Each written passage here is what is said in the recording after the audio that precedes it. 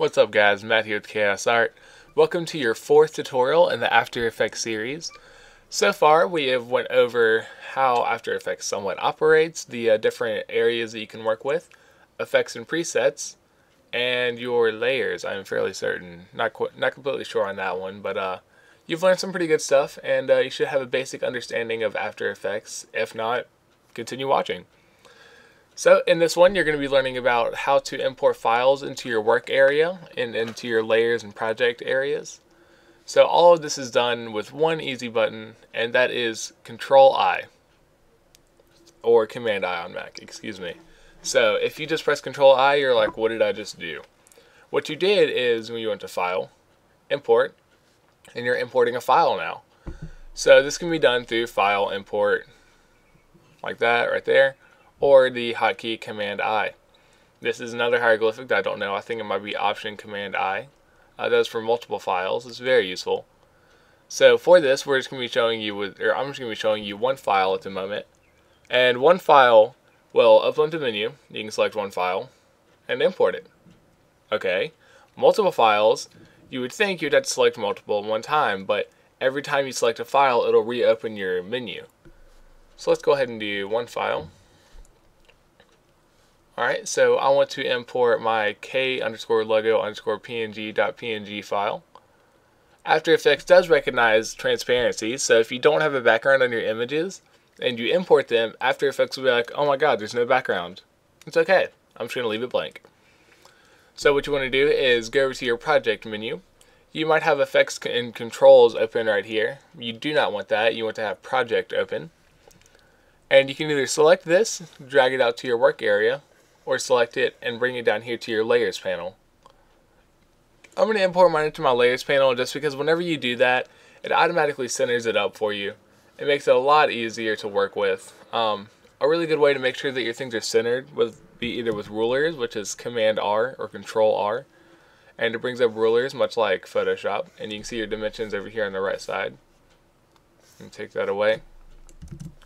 Or you can use your Tile Action Safe menu. That is towards the bottom, this little square right here that you see next to your zoom percentage. You click it, Tile Action Safe. So once you have that open, you will get these little weird boxes and tick marks and all these crazy things. This also works really well with rulers, so if you can line it up perfectly straight with that, it helps you make sure that your images are lined up perfectly even and everything looks right.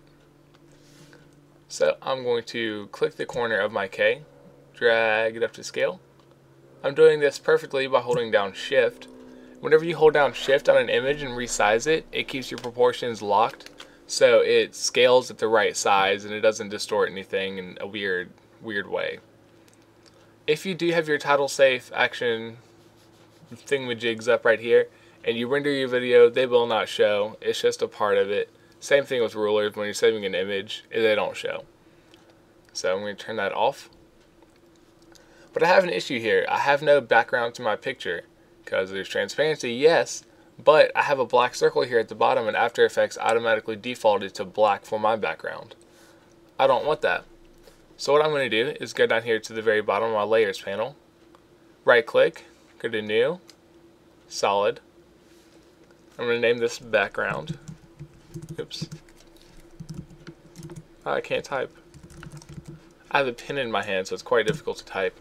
So once you name it background, just press enter or OK at the bottom of the menu. And a new layer here is called background down your little layers panel. Up here in your project media, you have a folder named solids now with background inside of it. So I'm going to drag this down to the bottom and lock it. So what I just did is I adjusted my layer just like you would in any other Adobe program. You can click and drag them to wherever you would like. And what I did after that is I locked my layer. If you're experienced with any other Adobe program whatsoever, you must understand what locks are. It basically stops your layer from being able to do anything other than be visible. If I click this layer anywhere, I can't do anything about it because it's locked. It just flashes at me and it's like, well, I'm sorry, you locked me. The only thing I can do is unlock it. So to lock it, you just press this little square right here, right below your little lock menu. And then you might have noticed that there are other options here. To unlock it, you just click it one more time. But you're probably wondering what this white circle is right beside it. The white circle is a only show that layer button. I'm sure there's a more proper name for it, but I know it as the only show that layer button. What you do is click the box right there, and it only shows that layer. So whenever you click it, if I had 100,000 layers and I were to tap the white button or the white circle on one of my layers, it would only show that one regardless. So somebody is Skyping me at the moment. That's interesting. So I'm going to ignore that. And to only show that layer, the white, you can uncheck it. Everything goes back to exactly what it was. I'm just going to leave my background locked for the moment. I'm not going to worry about it. I just need it to be white. And let's leave K_PNG off. Turn it off with the little eye tool over here to the left. Next, what I'm going to be doing is showing you how to import a Adobe Photoshop file, which is a PSD. So you go up to File, Import, just like you would any other file. And I need to find a PSD. Here we go. Actually, I have a better one. There we go. Khaos_error.psd. I saved this PSD with no background, so it has no background to it, but it is still a Photoshop document. And I want to open that up, just like you would anything else. But now we have a new questionnaire going on. What is this? Whenever you open up an Adobe Photoshop PSD or an Illustrator file, anything like that, it'll ask you these questions. Import kind, footage, and then I'd just leave one on footage. I try not to try not to mess with the other options on here. You have layer options, merge layers, choose layer. Then I can choose machine, track, or K. It'll show all of the layers that you have. If you save them as a smart object, it'll realize that and just save it as one. Like machine on my Photoshop document is a smart object, so it names it as one layer. I'm going to do merge layers since I have no background to it. And then footage dimensions, document size. Press OK. And everything imports. You can see over here to the left though that it says Photoshop right over here to the side, and it has a little different logo to it. It works exactly the same as the PNG did that we just went over. This time I'm going to move it out here to the center of my workspace and scale it up.